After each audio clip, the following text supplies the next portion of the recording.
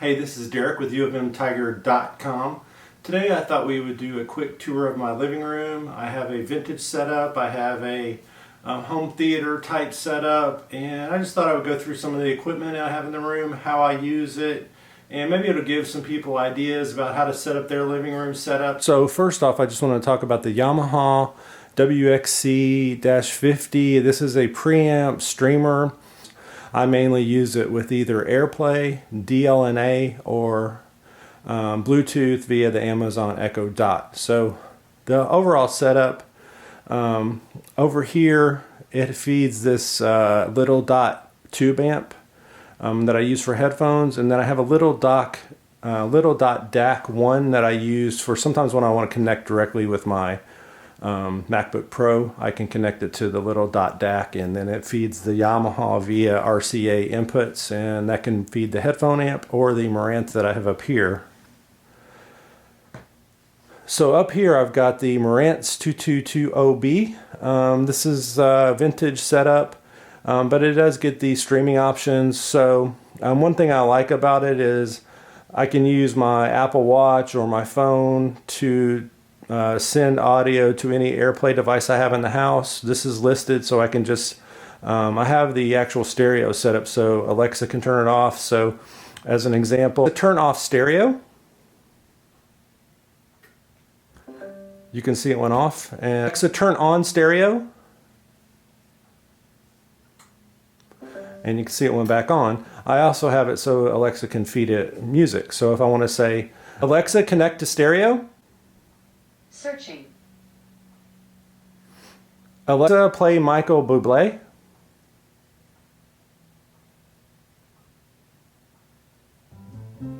Stop. And so that was playing over my NHT SB2 speakers. Really happy with that setup. And also, like I said, I use AirPlay and I use DLNA probably the most, and I'll get into that a little bit later on how I control music around my house besides AirPlay and Bluetooth. So that's the main setup for headphones. I have right now I'm using this with a pair of Hi-Fiman headphones, but I have a lot of different headphones, so I changed those out with Sennheiser, AKGs, etc. I'm pretty happy with that overall. When I listen to headphones, I'm over here in this stressless red stressless chair. This is kind of a dark area of the room, which is why we went with red. If you see it without lighting, it's really dark over there, so it's nice to have some color coming out of that space. This is just a painting from my girlfriend. We liked it in the space, and a mirror to kind of make the room look a little bit bigger. These are B&W. So over here, this is mainly compromises my main music setup. Even the video setup is, this is the 65-inch Samsung TV 4K, and then up here we actually have a 100-inch drop-down projector. We stressed over whether we wanted to put a projector up on the above the television, but so far we're really happy we did it, even though obviously it's slightly an eyesore. But we can live with that to have the convenience of just pulling down the screen and watching a movie, and I'll get into a little more on how I do that in a minute and what I'm using for that.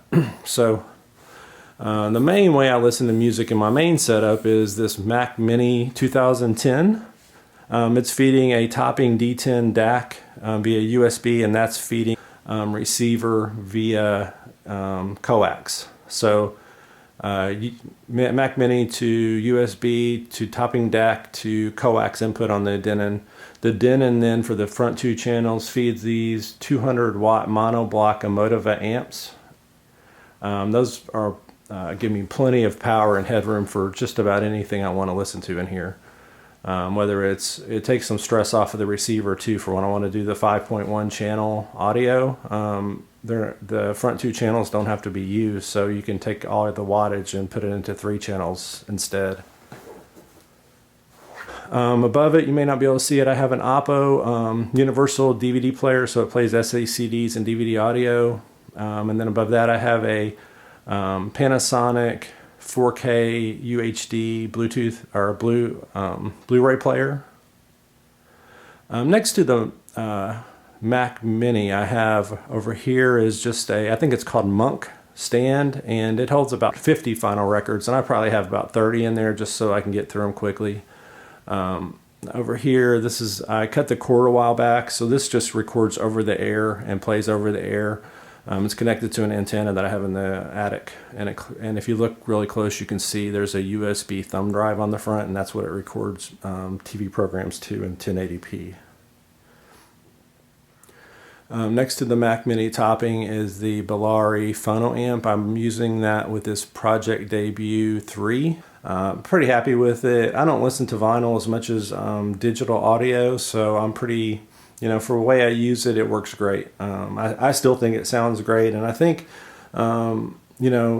there's a law of diminishing returns of what I can really put in this space because of the shape of the room.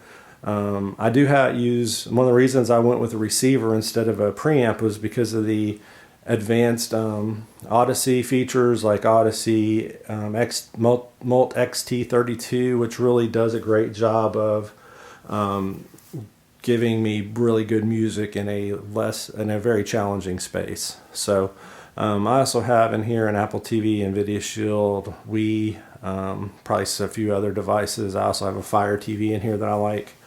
Down here you can see I've got a Monster power supply, so this actually is supposed to clean the power. I'm not really that concerned with that, but it does really work well when I have when the electricity goes out. It cuts the power to all the devices without sending a surge, which I like. I also have the other B&W speaker over here. So, and above the Project Debut turntable, I have this little, I think it's called Little Swan or something like that, lighting that I can use to, if I need it, to clean off the records and whatnot. So that's the main setup related to audio. The way I listen to music, though, I thought I would give a quick look at that as well. So this is, let's just flip around to the other side of the space, and this is where we usually listen to music and whatnot. So we have a nice, comfortable sectional that we like. The dogs pretty much that's why we got pillows and stuff. They like to use it more of a couch, and they're here more than we are, so who am I to argue? Over here you can see my surround speaker 1, surround speaker 2 is over there. I have this little setup over in this space that is, you can see my MacBook Pro. There's also a Chromebook over there and a Windows PC over there. I guess it's a laptop from Toshiba that I have in that setup. My iPad, which is always nearby, and then I usually sit over in this little space here when I'm listening to music. So we had a leather version of the storage ottoman here at one point, and I decided to get something cloth. Not sure if that was a good idea because the dogs are kind of wearing it out, but it's large enough, and this white spot is just the sun reflecting. You can see it's just the sun reflecting from the window. But in here I keep the Epson 4K projector and some cables and cloths and 3D glasses and things like that. And I have like a little board I bring out, and I just set it on top of it, and then when we want to watch TV, we can or watch the projector, we can pull the screen down and be in business.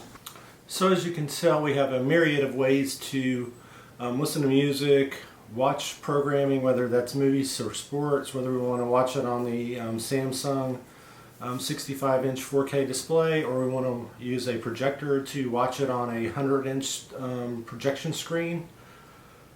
One thing I didn't mention is the reason I went with a 100-inch projection screen instead of a larger television is because of the space. I wanted to be able to use the space of the doorway. The doorway is right next to the TV, as you saw in a prior spot, and that being able to use a projection screen means I can bring the screen down in front of the television and utilize the entire space. So that's that. Secondly, I thought I would talk about Audirvana for a second. That's what I use for most of my main listening, other than Apple Music, which uses Siri and gives me a lot of remote features. But for Audirvana, so I have an app that runs on my Mac Minis. I have two, and I have Audirvana on both, and they feed my Denon receiver directly and my receiver in the office directly, well, through a DAC and then directly into my receivers. So this is the app itself. You can see here it gives you a nice little display. You can change the what's playing. You can change the different devices that you have available. So let's say this will show me my active audio device. So you can see here you have multiple different ways that I can listen to music. All of those are choices that I have.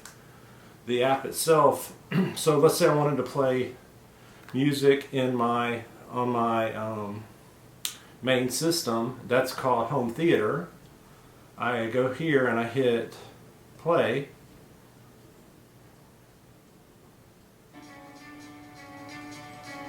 And so right now I'm just playing this copyright free music.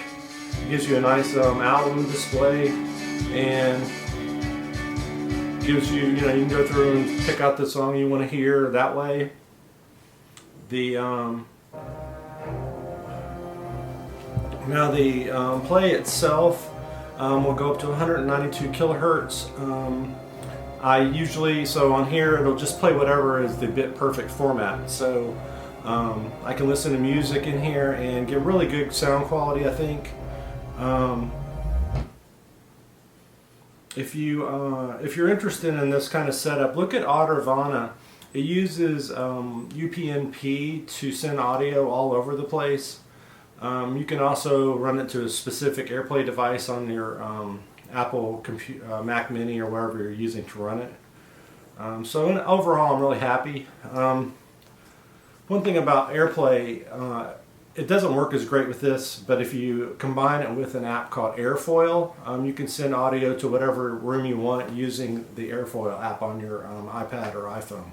Overall, I think we're pretty satisfied with the overall setup. The only things that I would see me updating down the road, the receiver itself, my receiver is AirPlay 1. I like AirPlay 2 so I could use the HomePod to control it directly. Right now I'm using an Apple TV connected to the Denon receiver that I can control directly. So I can play music on my receiver now using Apple Music and Siri, but it would be nice if it was built right into the receiver. The only other thing I could see maybe is the Project Debut turntable. I wouldn't mind having a Fluence RT84, I think it is. Because I think that would really be an upscale without, I think it's around $500. So for the price, it seems like a no-brainer. I really don't want to go up the scale to like multi-$1,000 turntables because I really just don't listen to vinyl enough. I'm more of a streaming fan. I like things to be convenient and fast because I don't have a lot of spare time to mess around with, brushing records off, flipping them and all that. When I do have time, I enjoy it. So, $500 range I think is still economical enough to make that move. I'd like to update the receiver first. My receiver itself probably cost around $1,200 I think when I first got it. You can get comparable tech, even better tech now for around $500. So that would probably be the first thing, and then the next thing would be the Project Debut update. Everything else, the streaming, Mac Mini, the way that works with Audirvana, I'm really happy with it. I got the topping DAC a few years, maybe 6 months ago, and I can't be any happier than I am with that DAC. I'm not really using it to do a digital to analog conversion in the living room. I am using it like that in my office. Here I'm just like cleaning up the USB out and then sending it out via coax. Some people will say, well, why are you using coax when you have the analog out of the topping? And that's mainly because Odyssey, I think, works better when it's getting a digital signal and it can run it through all of its room correction software and then send the signal out itself via analog. Anyway, I'm going to let you go. If you have any questions about my overall setup or want to see more of the room or anything like that, let me know.